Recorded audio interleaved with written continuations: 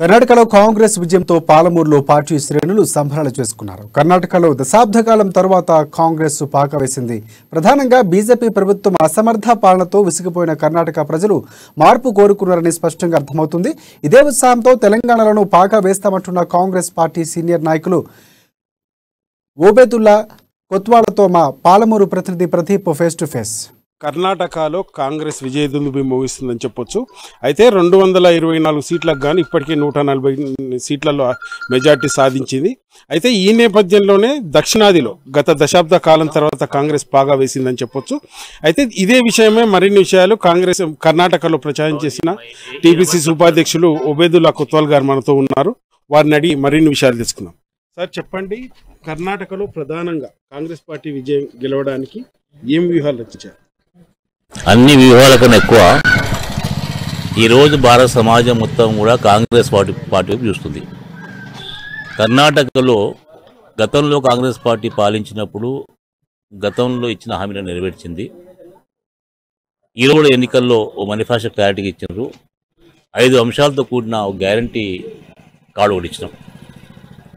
దాంట్లో 10 కిలోల బియ్యం ఇంటికి ఓ మనిషికి అని చెప్పి, గ్యాస్ సిలిండర్ 500 రూపాయలు అని చెప్పి, ఇండ్లు అని చెప్పి, పిల్లలకు స్కూల్స్తో యూనిఫామ్స్ అని ఫ్రీ అని చెప్పి, దాంతోపాటు బస్ ఫ్రీ అని చెప్పి కొన్ని అంశాలతో కూడిన మనం ఇచ్చినాం.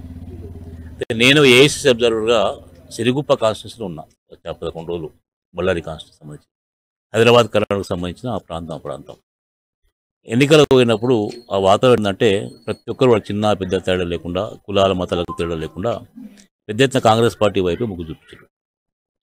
దాన్ని చూసిన తర్వాత కాంగ్రెస్ పార్టీ 150 సీట్లు దాటుతుందని చెప్పినప్పుడు ప్రధానమంత్రి గారు ప్రధానమంత్రి హోదాను మర్చిపోయి ఒక జాతికో లేకపోతే ఒక మతానికి సంబంధించిన నాయకుడిలాగా ప్రచారానికి వచ్చి ప్రజలను రెచ్చగొట్టే ప్రయత్నం చేసిండు. ఈ సమాజాన్ని చీల్చాలని ప్రయత్నం చేసిండు. అయినా కూడా కర్ణాటక ప్రజలు పెద్ద ఎత్తున దానికి ఎదిరించి ఈరోజు కాంగ్రెస్ పార్టీ 140 సీట్లు దగ్గర ఇవ్వడం జరుగుతుంది. ఇది దేని సంకేతం? ఇది అంటే గతంలో రాహుల్ గాంధీ గారు భారత్ జోడో యాత్ర చేసినారు. ఈ భారత్ జోడో యాత్ర సారాంశం ఏంటంటే మనకున్న పరిస్థితుల్లో రాజ్యాంగానికి స్ఫూర్తిగా పనిచేయట్లేదు ఈ ప్రభుత్వము, దాని లోబడి పనిచేయట్లేదు, దాని విరుద్ధంగా ఇంకో రాజ్యాంగం ఏర్పాటు చేయాలనే ఉద్దేశంతో ముందుకెళ్తుంది, దాన్ని కాపాడాల్సిన బాధ్యత ఉందని చెప్పి, దాంతోపాటు ప్రభుత్వ ఆస్తులను కొంతమందికి అప్పచెప్పి కార్పొరేట్ సెక్టార్లో వాళ్ళని చెప్పి ఉద్దేశంతో ఈ ప్రభుత్వం పనిచేస్తుంది. ఈ తప్పు ఇది.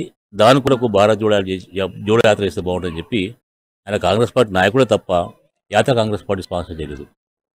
ఆ జోడో యాత్రలో భాగంగా కన్యాకుమారి నుంచి కాశ్మీర్లో పోయినప్పుడు పెద్ద ఎత్తున అన్ని సామాజిక వర్గాలకు సంబంధించిన స్టేట్మెంట్స్ కలిసినప్పుడు దాన్ని ప్రోత్సహించడం, మీరు చేస్తే యాత్ర కరెక్ట్ ఉంది కాబట్టి దాన్ని మేము అనువైతామని చెప్పి.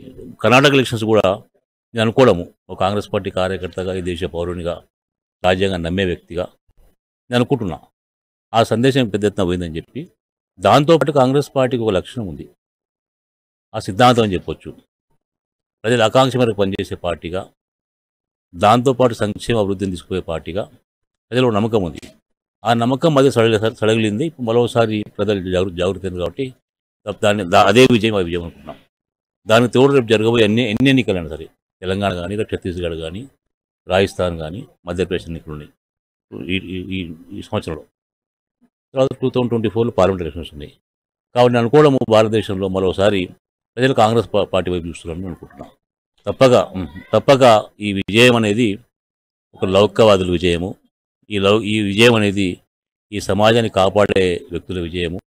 ప్రధానంగా రాహుల్ గాంధీ గారు, సోనియా గాంధీ గారు, ప్రియాంక గారు, దాంతోపాటు మా ఖర్గే గారు నాయకత్వం నడిచిన ఎలక్షన్, దాంతోపాటు సిద్ధరామయ్య గారు, డికే శివకుమార్ గారు జోడిగా ఉండి కార్యకర్తలకు మనోధైర్యం ఇచ్చి కార్యకర్తలు ఈరోజు కసిగా పనిచేసి గెలిపించారని చెప్పి అనుకుంటున్నాం. ఇది అయితే కర్ణాటకలో ప్రజల విశ్వాసం చూరగొన్నామని, అంటే ఏదైతే గ్యాస్ సిలిండరు తర్వాత 10 కిలోల బియ్యం ఇంటికి ఇస్తామంటూ హామీలు ఇచ్చి ప్రజలు మమ్మల్ని నమ్మారు కాబట్టి ఈరోజు కర్ణాటకలో విజయం సాధించామని, అదే తరహాలో తెలంగాణలో కూడా రాబోయే ఎలక్షన్లో కాంగ్రెస్ పార్టీ అధికారంలోకి వస్తున్న విశ్వాసం వ్యక్తం చేశారు. అయితే ఇది ఇక్కడున్న పరిస్థితి. వీడియో జర్నలిస్ట్ సీనుతో ప్రదీప్, అమ్మా న్యూస్, మహబూబ్నగర్.